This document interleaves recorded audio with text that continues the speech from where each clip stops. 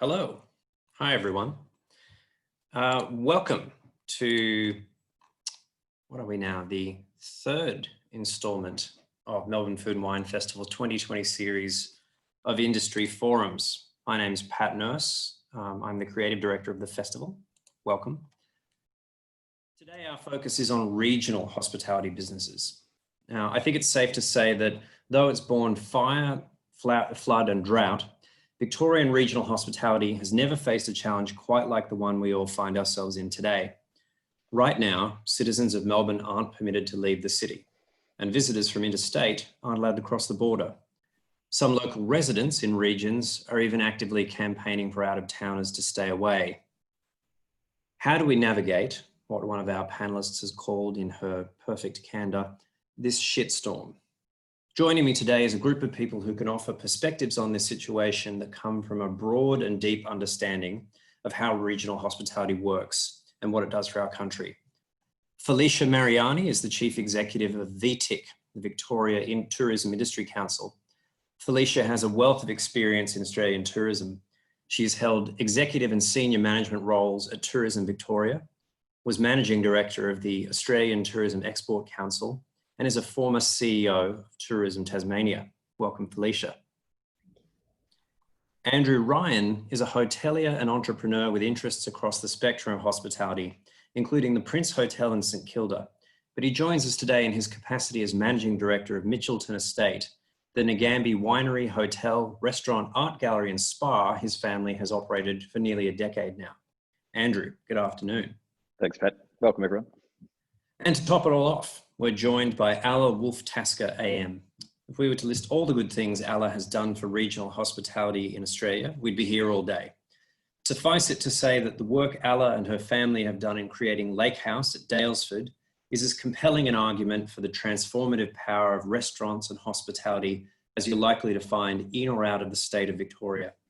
Alla Wolf-Tasker, it's a pleasure to have you with us. Thanks, Pat. Felicia, I'd like to start with you, if I may. What's the big picture context for operators in regional Victoria right now? Thanks, Pat. And I think you have summed it up quite perfectly in the beginning that it is a movable feast. Every day is like a new adventure for us, and we just kind of wait to hear what's going to happen within the next 24 hours. So planning has become very challenging for us right now.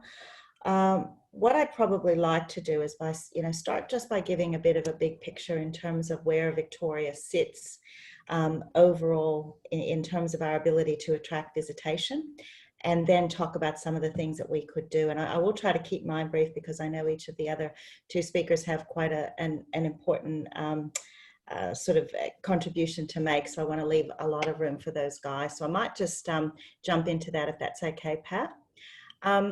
We actually engaged with Deloitte's. I just need to go into, I need to go into share. Is that okay if I share my screen? You can hit us with slides. Oof. Yeah, there we go. Is that working for everyone? Mm-hmm. There it is. Good. We conducted a bit of work with Deloitte's recently, and this was actually quite a telling piece of work to take a look at the challenge, I think, that is confronting regional Victoria. Well, I have to say confronting Victoria as a whole. I'll just put that, hopefully that's a little easier to see that way. If you take a look at this, this compares how Victoria breaks down with other states in terms of our ability to attract interstate and intrastate travel.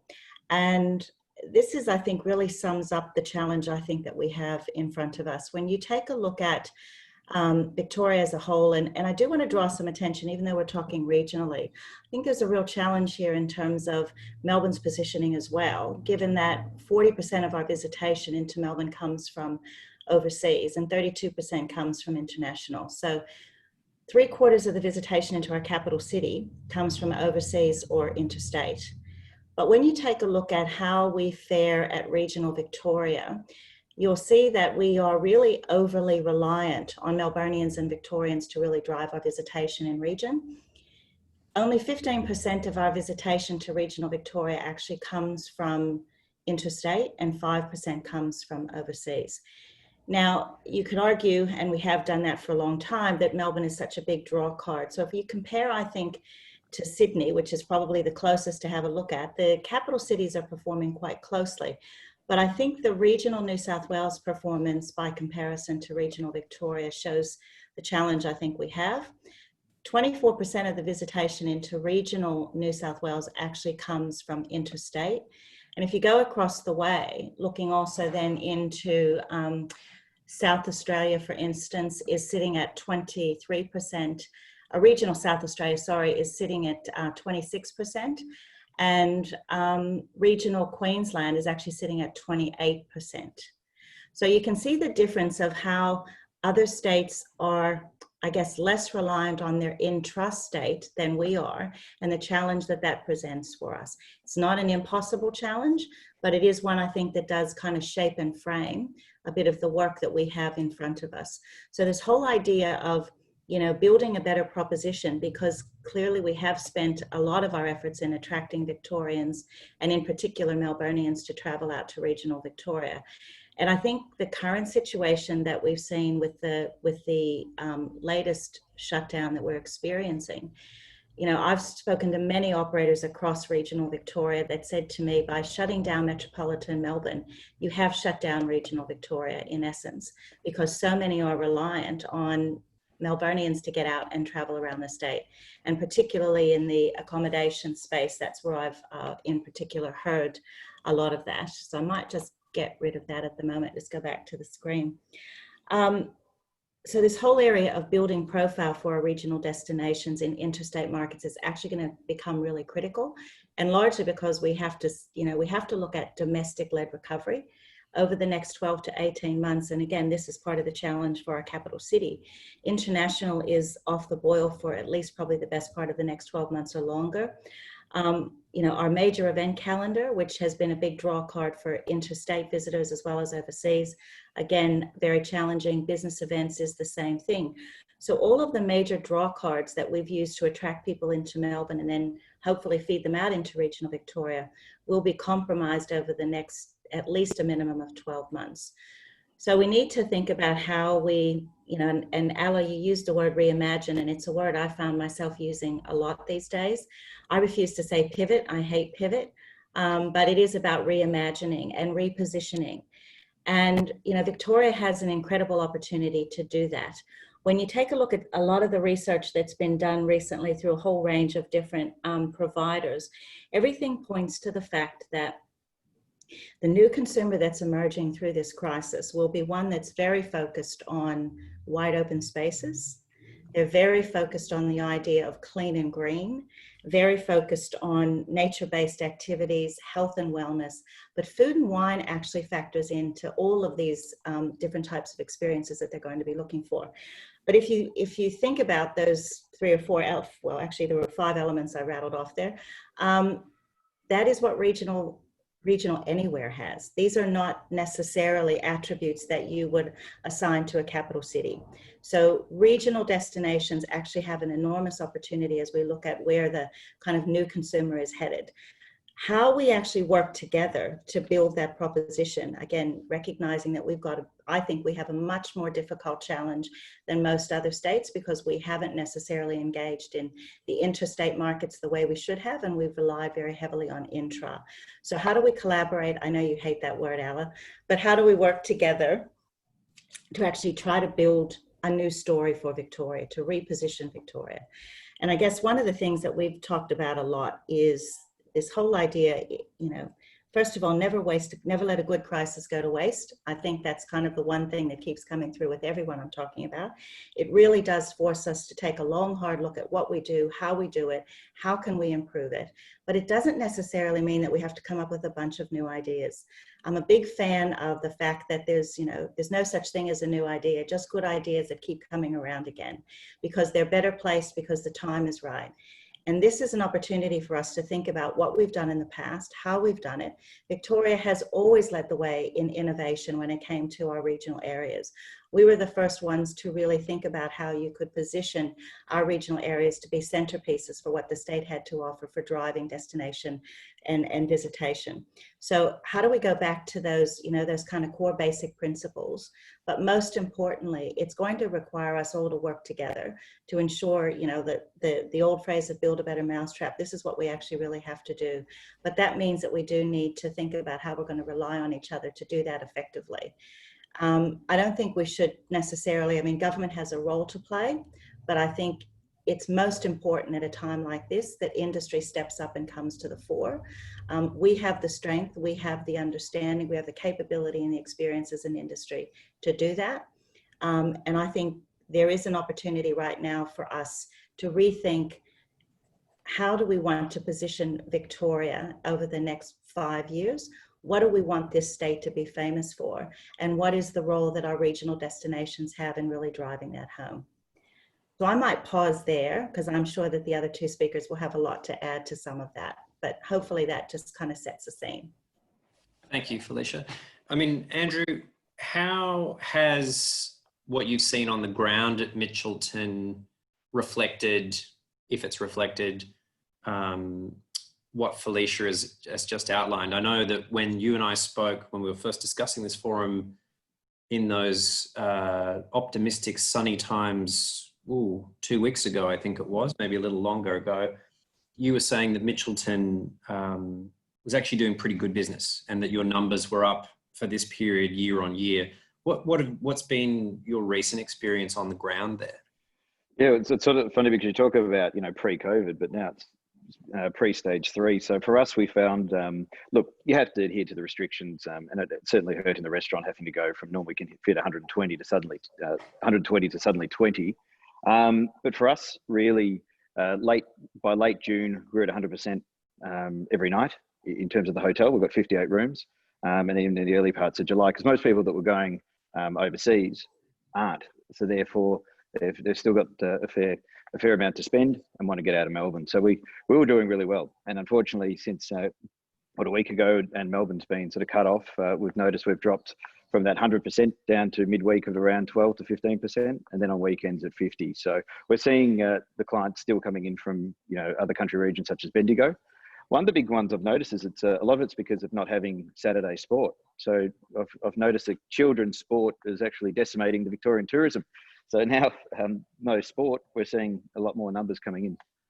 So, but it's definitely it's definitely affected things. This time, we just don't know how long it's going to go for, and that was one of the concerning things when it started to slow down. You worried about cash flow. You go from looking at cash flow weekly to suddenly daily, if not hourly. But it's more about trying to hold the cash rather than just seeing where it's necessarily coming from. But certainly been a challenge, and a lot of the challenge is also that unknown because you couldn't necessarily bookend it.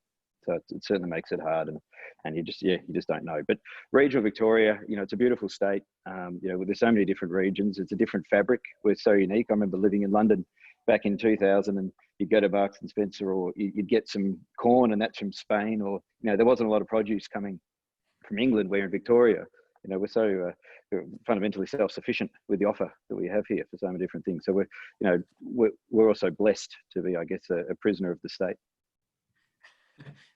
Moving quickly away from the word prisoner, how do you plan when you can't plan?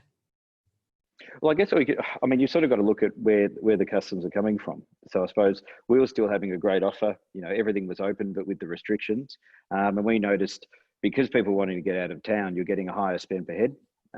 You weren't having to do those weekday specials that you normally do. So therefore, you were holding full margin. So in that way, it was still going well. But JobKeeper certainly helps. With one thing the government has done quite well is to show that, and it will provide us with that initiative because it certainly helped. And certainly with the Prince in St Kilda, that hasn't fared as well. And certainly in terms of accommodation, because a lot of that was from Sydney, a lot of the corporate, where Mitchelton's are different, being a destination. So it is hard to plan when you just don't know. But all you can do is try and minimise your costs and really watch labour and I guess still offer your clients the best experience that you can, care about what you do, and one word that I hate is how people refer to their customers as punters. You know, they're not punters, they're people. They want an experience, and they have a great experience, and you love them. Well, they'll come back and share the message. So that's all we're doing. And now changing to not having people from Melbourne, we're now looking at what we can do for the, you know, for the local market as well, and what are the different tastes. So I guess you're always evolving as to where your customer is. Has your customer base sort of reflected those broad numbers that Felicia outlined earlier? Were you mostly sustained by customers from Melbourne outside COVID? Look, we are probably, for us, midweek is more, you're seeing a bit more of your corporate, you know, people coming up for you know, conferences, and more of an older market that are coming up for lunch or the odd night, and then weekends. And this is from Melbourne in the main? Yeah, correct. Yeah. And then, you know, we'll get a few drive down from Sydney, but fundamentally it's Melbourne. And I think Victoria, as Felicia mentioned, Melbourne's Victoria's unique in terms of most of the visitation to regional is from Melbourne. And are you looking at ramping up your marketing or your focus on New South Wales, South Australia, some of those other states I've heard of? Look, certainly not at the moment. You know, I'm a little upset No, by the but I treatment mean, that we're getting. But yeah, yeah. no, look, I think not at this stage until. I mean, we still always try and more work through PR with having the right angles, and that gets into national publications. Therefore, you get benefit that way. But I wouldn't. Well, there's no point targeting at this moment. Just focus on looking after who can come in terms of from the regions, and just play it by ear. And I guess as we do, we just evolve as the times change. Alla, what are we fighting for here? We're fighting I think we're fighting to make sure that regional Victoria doesn't go backwards, that regional communities don't go backwards, and that they don't return to the sad old 80s, which is when we opened Lake House, and that we fight to be able to take up the opportunities that this particular crisis is offering us, and that is to review how we operate in the regions. And look, all crises give you that opportunity to review your own business, and we've certainly done that in spades, endlessly, every day, but also for governments to review how they approach business in the regions, and also an understanding of what we have to lose and what we have to gain if we get things right in the future in terms of doing business in the regions. Yeah, I mean, we've talked about this, and you said over the years there's been a tendency for tourism, particularly food and wine tourism, to be dismissed as, you know, the la-di-da foibles of, you know, people swilling champagne and eating small food on big plates. And, you know, there's a certain amount of champagne swilling and big plates that does go on in regional Victorian dining, certainly. But when we get down to cases, am I right in thinking that there's quite a lot more going on here and quite a lot more at stake? Well, the spectrum of food and wine tourism in the regions is enormous. I mean, it ranges from tiny little hole-in-the-wall cafe restaurants, salad doors, pubs, delis, farm gates. Farm gates are in the business of food tourism, food markets, butcher shops, bakeries, right through to probably what you would call destination drivers, which would be more like Andrew's business and probably Lake House, and everything in between. And let me tell you that in that spectrum, there are some that are doing really well at the moment, and there are some that are doing terribly because of the markets that they rely on, primarily, which is what Felicia pointed out. I mean, you know, quite obviously, our market, a lot of our market is Sydney, actually, funnily enough, not just Melbourne. But we have another business. We have a small cafe that operates for the local community mostly, and we have a bakery that operates for the local community. And that little produce store and bakery and bread thing is doing okay. But, you know, Lake House isn't exactly, you know, booming at the moment because it's only regional visitation.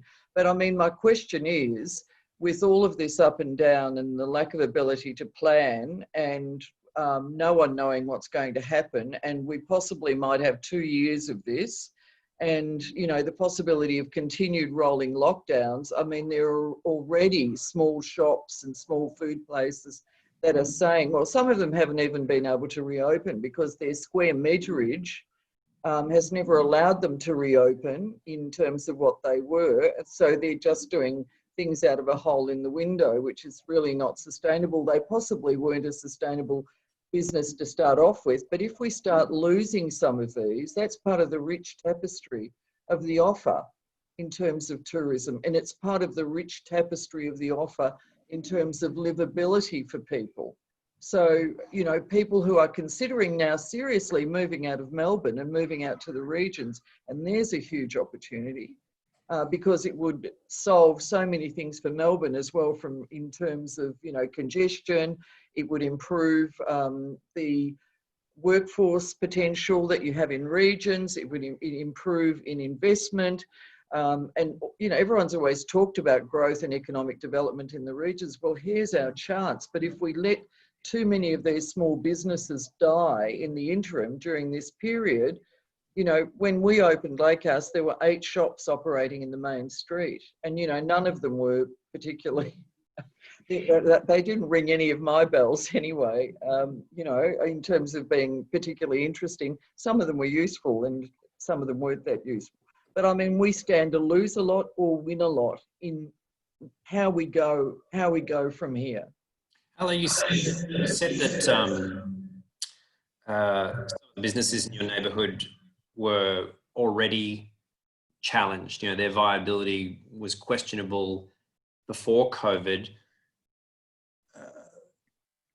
What are those extra challenges that hospitality businesses in region are already contending with, and maybe what can we do to remove some of those barriers to success, or, you know, even to survival?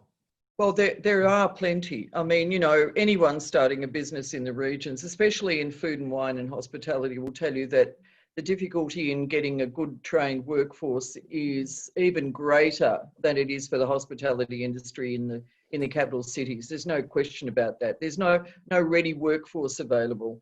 I mean, the red tape, blue tape, green tape, whatever hoops you've got to jump through in terms of planning issues, and that's for everyone. That's for people who are running a farm gate even, or a farm shop, right through to, you know, larger hotels like Andrews.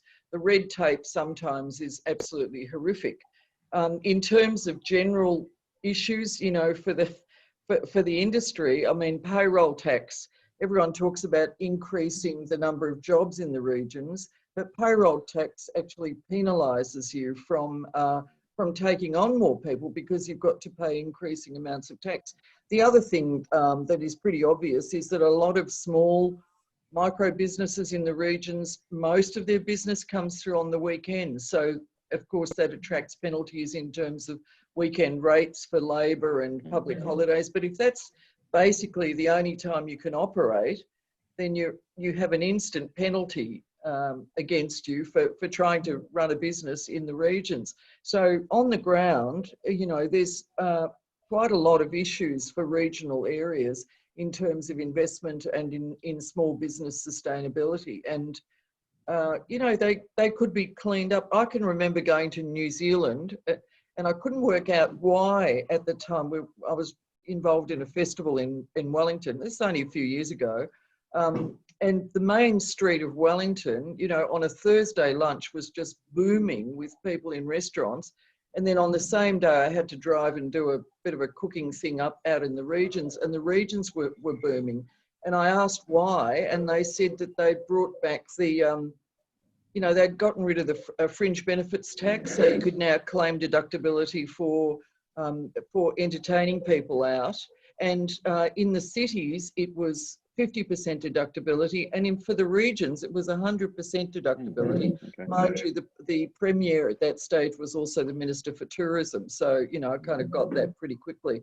But as a result, tourism in the regions boomed, and tourism in New Zealand outstripped, in terms of revenue, their main industry, which used to be dairy. New Zealand got a lot of things right. There's a place that we can certainly look at for a whole spectrum of reasons that we've found recently that gets it right. Actually, on that, you mentioned labour, Alan. We have a question from the audience on that point, specifically for you. The person asking the question would like to know, when your business model seems to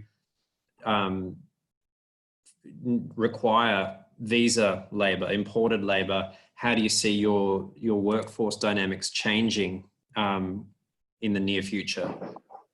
Well, with the first lockdown, we had to, so we had, I think at that stage it was 103 or 105 staff. So we made the decision to hang on to all of them and just put them on, we stood them down. There was no revenue coming in, but they accrued annual leave. So they basically stayed on the books with us. But of those people, close to 30, 28 of them, I think, to be correct, were on various visas, but many of them were on visas on the path to permanency. So some of them had been with us 2 or 3 years as skilled migrants, had come over here, some with their partners, some with their families, and were, they'd all been paying tax, but of course they slipped through the cracks with the various allowances with JobKeeper and Job Seeker. So we did help, quite a number of them with free rental, and we did some food boxes from the farm we've got. And then some of them went off and did some agricultural work and have now come back since we reopened. Look, that's not going to change. The need for operating at our level requires skill levels that are very thin on the ground in Australia. And if anyone thinks that it's easier to put visaed people on, then they haven't actually tried to do it, because you have to jump through hoops. You have to prove that you have advertised, and any Australians that wanted the job, you had to knock back for a very, very good reason. And I think the last time I submitted to government 57 pages of applicants, of whom 4 were Australian, apart from the ones who were crane operators and dry cleaning assistants, who applied for the job because they needed to apply for a certain number of jobs anyway. So, there were not the skilled people that we needed. And I'm talking about people that can, sommeliers, for example, on the floor, or, fairly highly trained chefs. We have pommy chefs in the kitchen too, whom we train up. But we've also had a lot of skilled migrants that have come to us, gotten permanent residency, and eventually have either left or stayed with us. But the ones that have left are now, they have good positions in the industry elsewhere.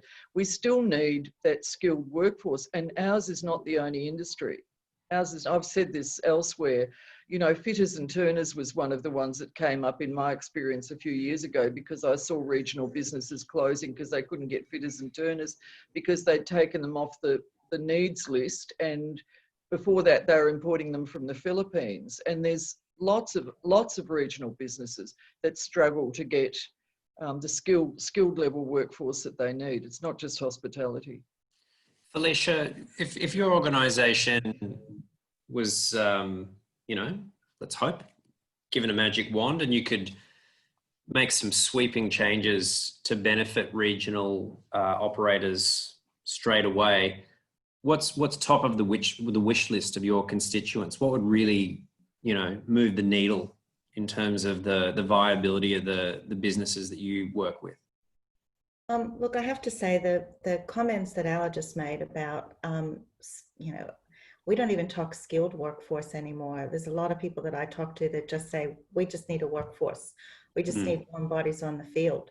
There is real desperation. And one of the notes I made while you were speaking, Alla, these are some figures I just heard the other day.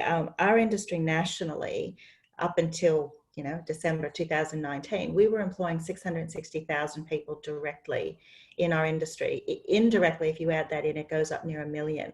But they're talking about figures as low as around 300,000 people.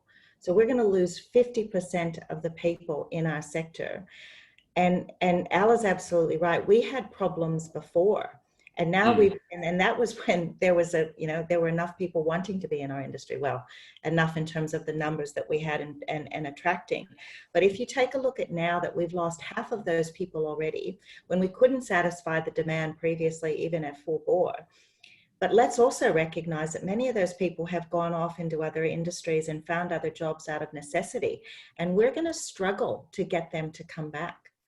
So it's not just as easy as, oh, we're open again and let's invite everyone back. So if I had a magic wand, that is probably the one thing that I do hear time and time and time again, is the issue of being able to, attract good qualified staff that are prepared to work in our regional areas. The other thing, I guess, if I had the magic wand, is the whole idea of policy frameworks and planning in regional Victoria. That's probably one of the biggest hurdles that we have to overcome as a state. Our policy framework in Victoria, our planning framework, I should say, not policy, is one of the most complex in the country, and it to a degree actually discourages attracting investment. I mean, I've heard that from many investors who have said to me, I just go elsewhere because, really it's much easier in other places. So we have some real issues around creating planning frameworks that, obviously work for the community. No one wants to get into a battle with inappropriate development and that sort of thing. But somewhere there has to be a happy middle ground between what is right for the community, but also what allows us to build that game-changing infrastructure that we need in regional Victoria. If I sit back and take a look at it now, I'm going to use you as an example because I quote you all the time. Even look at something as simple as the luxury lodges of Australia. Alla, your property was one of the first ones to go into the luxury lodges all those years ago. Victoria hasn't had another one go in since you went in. Well, I can tell you, I took some possible investors on behalf of government some years ago, and you probably know who it was that was looking in Victoria, and they've actually gone on to develop 3 other lodges elsewhere, but not in Victoria. It was just too difficult. And the same can be said as well, even if you take a look at the Great Walks of Australia is another example. So we've got the Great Ocean Walk in there that went in when this program was developed. Oh, it's almost 10 years ago now, isn't it, Alla? And we don't have another walk in there yet since that one. But if you take a look at across Australia, the luxury lodges, the guided walks, and the list goes on, but we are falling behind in that game-changing infrastructure that is actually catering to the demands of a new consumer. Now, it's not to say that there aren't new developments and there are amazing products that are coming up, but when you take a look at our pace of that to occur by comparison to other states and how that has allowed, again, regional visitation and regional spend in other states, we're way behind the 8 ball in terms of regional spend here in Victoria by comparison to other states. And a lot of that has to do with the fact that we just haven't had that, that amazing kind of spark plug, what I call oftentimes. You need that spark plug to kind of bring all that focus and attention on a region, but also, and Al, again, you're well aware of all of this, and certainly Andrew, with what you guys have done as well, when you build that kind of anchor product, if you will, in a destination, the halo effect of what that means for the development of other businesses in the area as well, it just brings it all together. And we're missing that. So if I had that magic wand, that's certainly one of the things I'd look to use it for. Felicia, we've spoken about the 3-year recovery scenario, the 5-year recovery scenario, and not to sugarcoat this, that's to take us back to February 2020 levels, which for a great many people in hospitality, particularly in region, was not exactly a cakewalk. That said, plenty of people who are joining us today in region are probably thinking, that's great, but what do I do to get to October? What do I do to get to December? What do I do to get to next month? I'd like to put that actually to all of you. I mean, times are tough, and what are the steps people can make right now to protect their businesses? Alla, this is not your first financial crisis that you, or, you know, tourism crisis that you've weathered? I mean, what does it look like? You know, I know this one is unprecedented, and that's absolutely true. But when you've come out of these things in the past, how does it work? Well, this is different. You know, this is entirely different to all. I think Alan and I have lived through 4 recessions in our business, but you know, most of them were when we were much younger. So you know, we're relying on our workforce and the people that are around us a lot more before we just, you know, rolled up our sleeves and did the job of 3 people, and weathered 17% interest rates on our mortgages and 21% interest rate on our overdraft, which is interesting. You know, that was the recession we had to have. Look, I am very worried. It's difficult for everyone. Felicia talks about, you know, the high-end investment, and I think that's a big conversation that has to be had in big picture. I am very worried about the micro businesses at the moment. Well, I'm worried about our business. I mean, you know, we've had to juggle all kinds of things. I mean, you know, the bigger you are, the bigger the bills mount up when you close, because you have fixed costs. But I honestly can see a future where there's going to be a lot of main streets in small villages. And one of the beauties of Victorian travel that actually New South Wales doesn't have is that ability to negotiate between small villages and find your perfect little nook in the wall kind of cafe and bakery, and you know, the great little salad door run by the family down the road.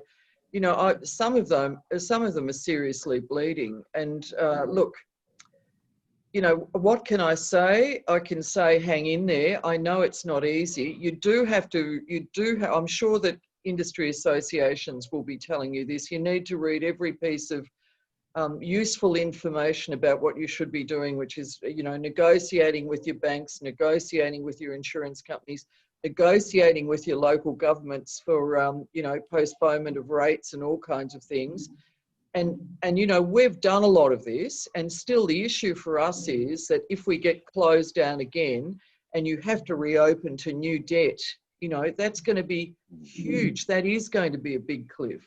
And how are we going to manage that? How are we going to negotiate that? And I think that's the same for everyone. But for small businesses, it's particularly difficult. I know that a lot of them have been thinking, you know, should I be trying something else? And they have. You know, I know there's one particular restaurateur, well, probably 2 particular restaurateurs I'm thinking of, who have been able to, you know, build small produce outlets as part of their business, or even an online store to bring some revenue in. And the thing is, the longer people are in lockdown, the more they shop online. I mean, that's, you know, that's a situation, but not everyone's able to do that. So no question, federal government is going to have to come out with something at the end of the cliff. There's no question about that. The regional businesses, well, I think a lot of the city businesses won't survive. You know, there's a lot of businesses surviving now that would be insolvent if it wasn't for JobKeeper. No question about that. So I don't know what the answer to that is. The answer maybe is, you know, just you're going to have to work out how far you can keep doing this for your own sustainability and your own livability. And I guess you have to rely on the support of your communities too. Communities are a really big thing at the moment. And I notice every day random acts of kindness amongst our community of business to business, which is a whole new scheme of things that I think is just wonderful. You know, they may be some of the silver linings when we come out of this, you know, business supporting other business in towns. I mean, our newest project, which was the farm, you know, just opened for 2 weeks, and we had massive debts and bills associated with that. But we've had an enormous response from local people who've worked on the project with us for 2 years, who want to make it succeed, who have supported us in a zillion ways since then, you know, coming and repairing a switch that, you know, suddenly broke, etc., and saying, don't worry about it, fix me up in October. You know, I mean, it's been heartening. And I have to say that is also one of the strengths of living in the country, Pat. So take that. But it is difficult, as you know, because how long, you know, if you're deferring payments, you know, how much do you allow that to build, and then how long, you know, are you able to trade out of it? So I guess, you know, there's a big part of what can be discounted versus deferment, and I suppose looking at the businesses that were doing, you know, well, or, you know, were at least consistent, surely the banks, or is there security the governments can help or work through with the banks, that those businesses that, you know, can prove themselves or were able to prove themselves, that how can the banks at least support them to at least get through it and then beyond? Because as you saw in the 90s or early 90s with the recession, you know, even with my father, you know, a few banks he was with were trying to shut him down, and he just, you know, he couldn't afford to pay annual leave over Christmas because it was, you know, manufacturing. So, you know, luckily a couple of the dealers, or the RV dealers, managed to lend him some money and help get him through. But the banks were going to shut him down, and now it's an Australian success story. So I guess it's how do you support, you know, looking at the businesses that and the relationships that you have with your bank. It's the time for them to really, you know, prove that they are into relationships and they do care about customers and business, or Australian business, and whether that's got to be guaranteed by the bank, by the government, I don't know. But there is a point with any business. How long do you how big is that debt pile for you to know that you'll never, what is it going to take 10 years to trade out of it? That's the difficulty. So, but also agree with the community, it plays a big part, but it's that, I guess, what can be discounted versus deferment, because it is a deferment, it's still going to sit there. So, but I suppose, as you said, Alla, you've just got to either communicate and certainly negotiate. Earlier is better than later. We've got a question, Andrew, that's sort of broadly community related from the audience. And the question is, will people in the regions want metropolitans back? The commenter says, it seems there's a growing divide geographically and some negative language developing around visitation in general. Is that a concern for you in your business? Look, like, I suppose it comes from fear, you know. So like for us, I suppose when we first were coming into Nagambie, we was back in 99, and immersed ourselves a bit more in the community. You do get some pushback because it's a fear of change. I think, Felicia, you were talking about what elements should be developed. I think you've got to look at and certainly preserve the history and get to understand anything that we come into. I want to leave it better than we found it. So with Mitchelton, you know, Robin Boyd was initial architect, and, you know, so when we've renovated some aspects, it's been more keeping the purity of the building, and it's more, you know, joinery units versus taking out walls and really changing what was the initial intent. So yeah, certainly some pushback a little bit, but I think once you start to really show that you're not here just to, you know, take over or do what you want, be sensitive, get to understand the community, get involved, and I guess and do something or create a business that is actually adding value. Sorry, Andrew, please go on. I was going to say, even, you know, we've got the brewery in town, and my wife and my sister had a bit out of my mother in there as well. They'd started a store called Harvest Moon in town, which is a beautiful homeware store. It'd be great in the city as well. But, you know, people love it. You can come, you know, Mitchelton or to Bilk or Fowles, and then pop in, see the brewery or the antique store, or pop into Harvest Moon. So there's enough.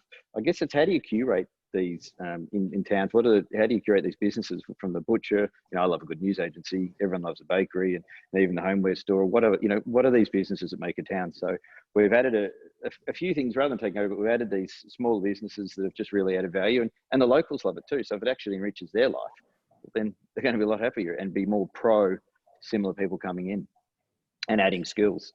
I mean, Alla, in the years that you've been a regional operator, what have been the wins for you in the community? You know, I know that when you run a fancy restaurant, sometimes you risk being seen as the us and them in the town. How have you negotiated that, and what's worked best for you there? Well, I was always a joiner. I joined in every, you know, local community community organisation known to man. But that was mostly in terms of, you know, what I thought was important in terms of building community resilience. I mean, when we came here, the unemployment was between 17 and 21%. It was critical, and any young people that we trained at our place, they just saw it as a ticket out. They didn't want to come back here. They grew up here. They didn't want to live here. They didn't think it was a livable place. They certainly didn't think it was cool. or, part of their, what they wanted in life. And, as soon as we trained them up, they were off. They'd get a job somewhere in the city. Well, the enormous change is that the area has become much more livable. Quite different in terms of the infrastructure, and that's borne out by the fact that it's not a society that is aging. This is not a community that's aging. There's new young families moving in, because I know by the number of places there are in local schools, for example, and those people do bring new skills and new interests. So the sort of burbling creativity is increased. There's a lot of people that choose to live here who are musicians or artists or writers, and a lot of, what's balm for my soul is a lot of people that want to grow things for you or make things for you, upholsterers and sewers and craftspeople. So we're fully immersed in that sort of very extended community of people who supply things for us or fix things for us. So it's not just food and wine, not just suppliers of food and wine, but fully immersed in that really local community. And the more you have of that, the more people appreciate what every dollar spent by every person coming into town goes to. I mean, that's the message we had to get across, but not just me, but other businesses, because tourism or the visitor economy was kind of seen as a bit of a dirty word to the original host community, not to everyone, but there were people that sort of worried about it. But now there probably isn't a business in town that doesn't understand that extra carton of milk they sell, or book that they might sell, or the petrol they might sell, or whatever. A lot of it now, or the hammer, or the contractors that get jobs fixing up houses for people that are on Airbnb. I mean, there's a lot of activity, jobs, and community resilience that's built around tourism, especially in regions where traditional industries have failed. I mean, big ag now is, difficult. Small artisan producers actually are doing better than ever. I love the fact that there's now new people coming online. Our local strawberry supplier is just developing a pick your own facility, which is going to open this summer. That's going to be brilliant, and they produce the most beautiful berries. That's going to be a new thing that people can come and visit, but it also is good for us because it makes their business more viable, so they can supply us with better berries. I mean, I see everything as a win-win at every level. We have to watch it. We still are a place that has high yield but low visitation. You don't want to have high visitation with low yield. I mean, I will talk about, there's coastal areas where Felicia will know who I'm talking about, 2.8 million visitors a year who come in, mostly spend on a bag of chips and use the toilets and then leave. They don't actually leave any money in the local community. So, I mean, there should be, Alan and I measure everything against a bottom line, everything we do, which is economic, social and financial. It's got to have those three, environmental, social and economic. It's got to have those three outcomes for us to actually want to get involved in a project here. So the social one and the environmental one is just as important for us as the economic viability of something in this area. And I think if we measured everything through that lens, then the local community would be richer for it, So I think there's fewer naysayers. There's still a few, but most people now understand that their kids are employed in an industry that actually will provide for their future. It's not just making beds. It's, there are career prospects in it. Felicia, there's a question here from the audience for you. And the question is, what would be the top 3 things you would recommend I'm assuming we as hospitality owners, business owners in regions investigate? Investigate? Yeah, that's the question as it was asked. I'm assuming it means in terms of assistance that operators can get and resources. Oh, right. Okay. All right. If we That's an assumption on my part. Please answer it as you will. That's okay. I'll go along that line. In a little bit of what Alla said before around, you know, everyone tells you to read everything. What we have tried to do is to make it simple. If anyone's online and they haven't gone into our website, we've created a COVID-19 section to our website, as everyone has, but we've really tried to simplify all the content. I know only too well the last thing everyone wants to look to do right now in the midst of all the crisis we're in is to sit and read volumes of stuff that you can't understand, you can't navigate, and you can't translate. So we've tried to do that. We've tried to simplify things. We've tried to make it easy for people to see what's relevant, because everything isn't relevant for everybody. So I think that's probably the first thing I'd suggest is just have a quick squiz in there, look at what we've got. We've broken it out by state and federal, so you can see what's available at the federal level, what's available at the state level. There's still some eligibility that's being worked out for some of them. For instance, the 534 million announced the other day, all the guidelines for all the elements of that package are not yet completed. So as soon as that happens, we'll be uploading more content to help people understand if they're eligible. One of the things that we're trying to do, and it goes across both the two areas that, you know, both of my colleagues here have spoken about around the financial aspects and the insurance aspects. So we're trying to work with a commercial banking partner, and we also have an insurance partner that we work with at BTIC. So we're actually trying to see how we can put together some programs to help people understand, well, how do I cut some of those costs out of my business? What do I need to do around that insurance? How do I have those really difficult conversations with my banker and all my creditors for that matter? So these guys have been really terrific in helping to guide us as well around what's some of the content that they've already got on the shelf. So we've got that there to have a look at, but I'm trying to build other programs where we can actually engage with operators around those really crucial issues about how do I look at my business and take every little bit of cost out that I don't need to have right now. The hard conversations with creditors, I think, is one of the most challenging things I've heard from so many people. I don't know how to have those conversations. I don't want to have those conversations, but you need to have them. It's absolutely vital that you're sitting down with your banker and anyone else that you owe money to make sure that you're negotiating the best terms.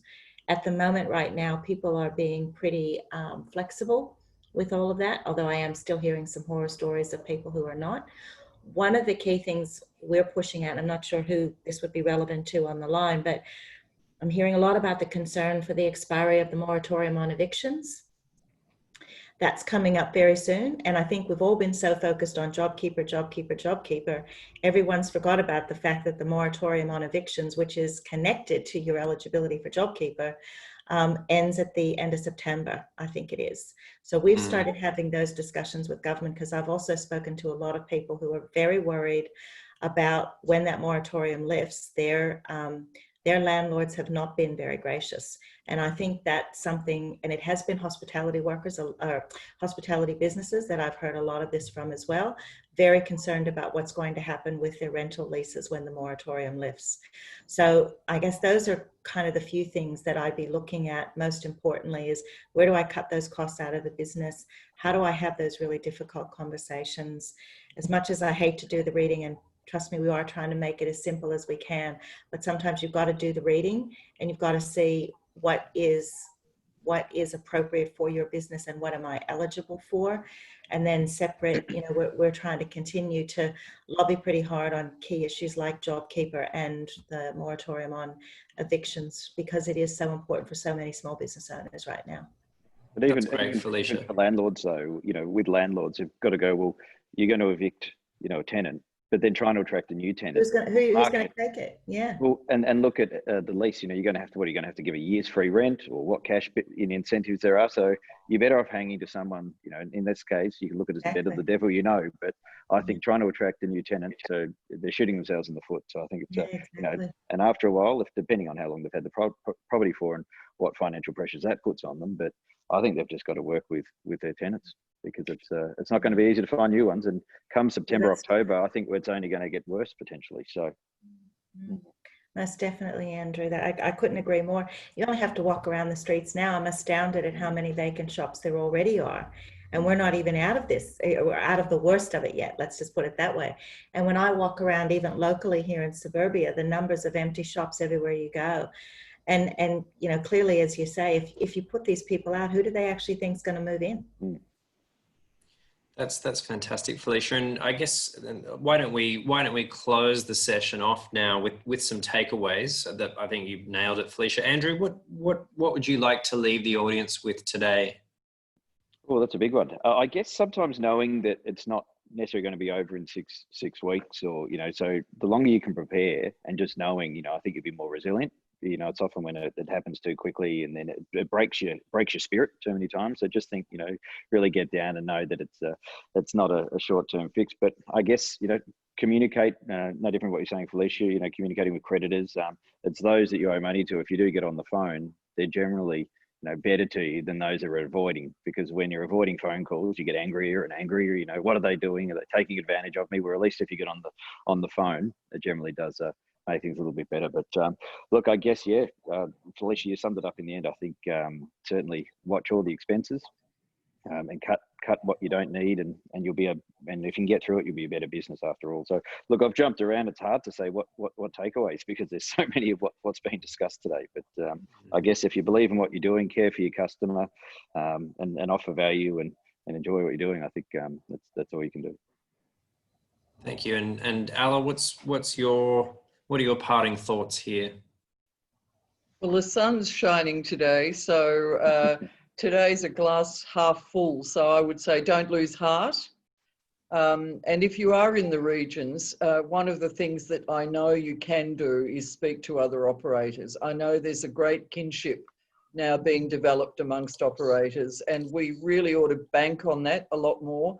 I mean, I have industry colleagues all over Australia, not just in the regions, but I mean, I think I probably speak to maybe half a dozen people a day on the telephone, both regional and in cities, just wanting to share either how dreadful a day they're having, or, you know, the particular hardship they're facing on that day, or, you know, as I said in my Insta post, what new shitstorm has descended on us, you know. And sometimes it's just that opportunity to actually know that you're not alone. I know no one wants to hear about how we're all in this together, but seriously, I mean, just being able to, one of the local operators rang me today and we had a really good conversation. He's probably listening now, and there he is, no? And, you know, it's heartening. It gives you a little bit of insight into some other people's problems, and you realise that your own aren't really that deep. And, you know, the other big difficulty that we're all caring about and wearing on our shoulders is our responsibility for our teams. And that's enormous. And what I have found is having regular communication with your teams, especially if it's a fairly big one like ours, is critical. I mean, those meetings are difficult for me. They take a lot of energy, but, you know, in the middle of those, you get a really fantastic surge from people who are probably doing it even tougher and very worried about their own lives. But you do get that wonderful source of energy from your own team. And of course, the guests have been amazing right through. I mean, the loyalty from our guests, and you can rely on that. I mean, I was quite staggered at the level of loyalty. You know, the minute closure happened, you know, out they came from the woodwork, supporting the online store, ringing up, wanting to know what they could do. Could they buy vouchers for Mother's Day? I mean, it just rolled on. And the same with the community. So lean on people. I'm not a great leaner. I was always, you know, I'm going to manage this on my own. You know, one of the lessons from everything that's happened to me in the last 6 months is that you do have to lean on people, and they will come good, and the community spirit is strong in regional Victoria. Bravo. I think we'll wrap it up there, folks. I'd like to say a big thank you to the Melbourne Food Wine Festival's principal partner, the Bank of Melbourne, and our destination partner, Visit Victoria. I'd like to say a very big thank you to our panelists, Felicia Mariani, Chief Executive of the Victoria Tourism Industry Council, Andrew Ryan, Managing Director of Mitchelton Estate, and Alla Wolf-Tasker, Culinary Director and Proprietor of Lake House and Force of Nature. Above all, though, I'd like to say thank you for joining us, and thank you for your messages. I hope this has been helpful. And if you've got suggestions for industry forums that we can do further down the track, this is going to be something we're doing throughout the year. Please hop onto the Melbourne Food and Wine Festival website or our socials. Leave a message for the festival, for myself. We'd love to hear from you. Again, thank you and good afternoon. Thank you. Thanks, Pat. Thank you. Thanks, Pat. Nice to see you. See you, Felicia. Bye, Alla. Nice Bye, to Alla. meet you, See you. Andrew.